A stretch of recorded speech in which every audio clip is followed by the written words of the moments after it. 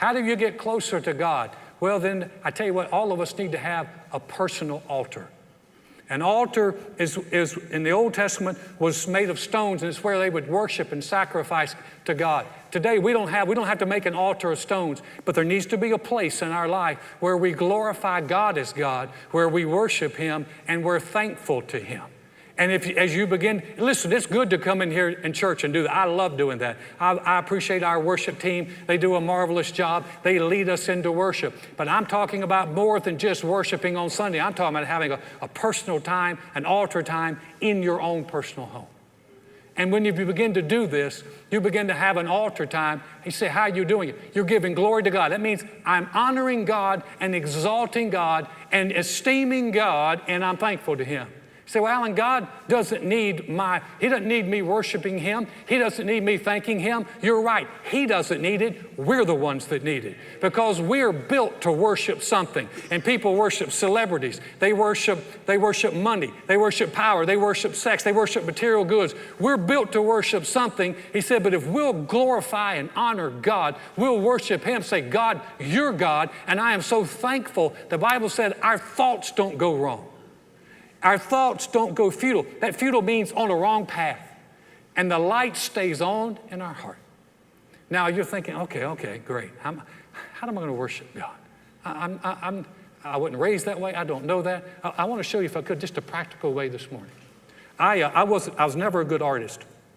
When I would draw, everyone would look over at my artwork and go, oh, bless your heart. But you know what I could do? I could trace.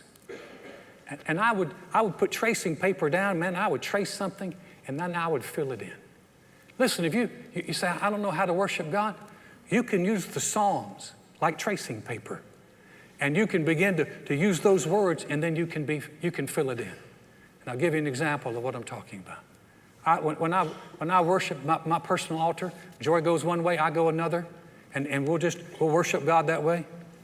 But I'll just sit down, and sometimes I'm sitting in my chair. See, you're not on your knees? No, it's uncomfortable for me. And so I'll read this, Psalms 100. Make a joyful shout to the Lord, all you lands. If you're by yourself, you can go, woo. Serve the Lord with gladness. Come before His presence with singing. Know that the Lord, He is God. It is He who has made us and not we ourselves. We are His people and the sheep of His pasture. Enter into His gates with thanksgiving, and into His courts with praise. Be thankful to Him and bless His name. For the Lord is good. His mercy endures. His mercy is everlasting. His truth endures to all generations. Oftentimes I'll just sit and I'll read those Psalms, and I say, Lord, I'm making a joyful noise to you. I'm serving you, Lord, with gladness. I'm coming before your presence with singing. And man, you say, well, Alan, I can't sing. Everyone can sing. Not everyone should record. It says,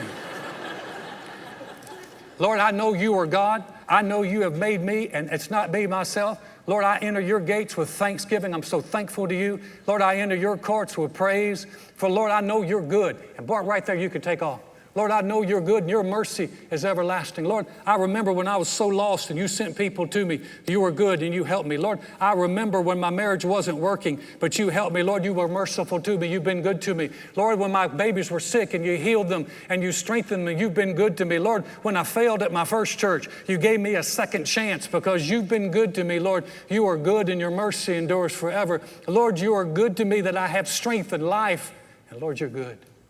See, what am I doing? I took David's words and I traced them, but then I colored them in on my own. And you can color them in on your own. You say, well, what if I do it wrong? You won't do it wrong. We got a God that grades on the curve, and He's going to look at you and go, that's wonderful. You begin to worship Him, and you begin to share with Him. It'll make all the difference in the world, and you begin to come closer to Him.